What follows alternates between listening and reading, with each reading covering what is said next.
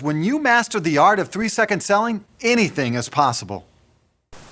Hi, I'm David G., the 3-Second Guy, here to talk a little bit about telephone conversations. I recently had a great one, about an hour and a half long, with someone that I've never met in person, and I just loved the conversation that we had. I felt like we made a really awesome connection.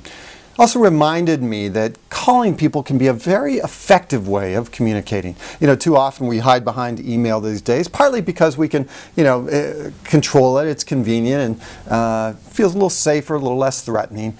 But phone calls are almost like snail mail, in that we get so few pieces of actual mail, so few phone calls relative to emails. It can be kind of a retro way to cut through that clutter.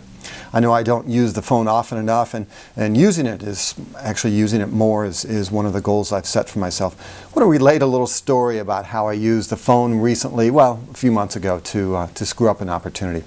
Now, before I launched 3-Second Selling, I was thinking about some other things and found out about a position that actually in another area of the country that I was very interested in. This company is the preeminent kind of its space in the entire world. So I applied for a very prominent, very high-paying, high-level executive position and wrote what I felt was an awesome cover letter and great writing samples. I thought I had the perfect background for this position. I had met the owner of this company several years ago at a NASCAR race and thought that I kind of put myself on his radar, and so I put together a package that I knew he couldn't resist. Well, guess what? He did. Some months go by, and I haven't even thought about it. I've completely forgot about it. And I was sitting here typing, I think, a blog post for a client, and I see an email comes across my desk from the HR director of this company. And she asked me 4 things. 1, am I available?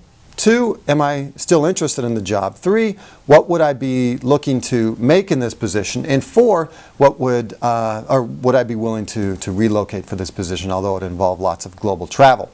So what do? I finished typing my blog, finished the deadline, and immediately I reached for my phone.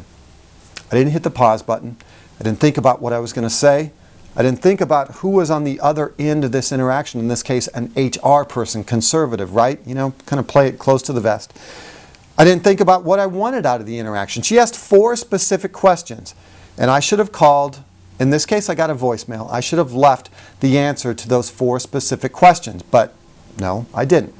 I didn't think about the first words out of my mouth. Again, I didn't think through any of those other things.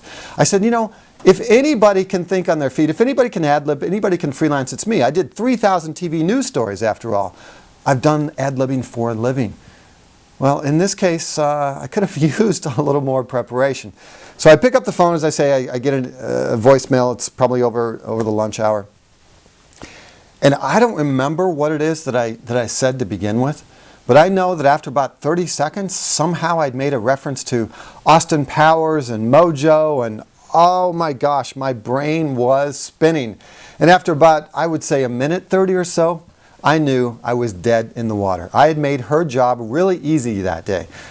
And that was to eliminate me from the pile of contention. Now, I tried to make light of it. I sent her a video email and I thought a comical email and tried to kind of, again, make fun of myself, be self-effacing, and it didn't go anywhere. The damage was done. So my point is, when we're getting ready to use, my suggestion is you use the phone more. That's my number 1 suggestion. My second suggestion and bit of advice is that you think a little bit about how you want that conversation to go before you pick up that phone. I'm David G., the 3-Second Guy.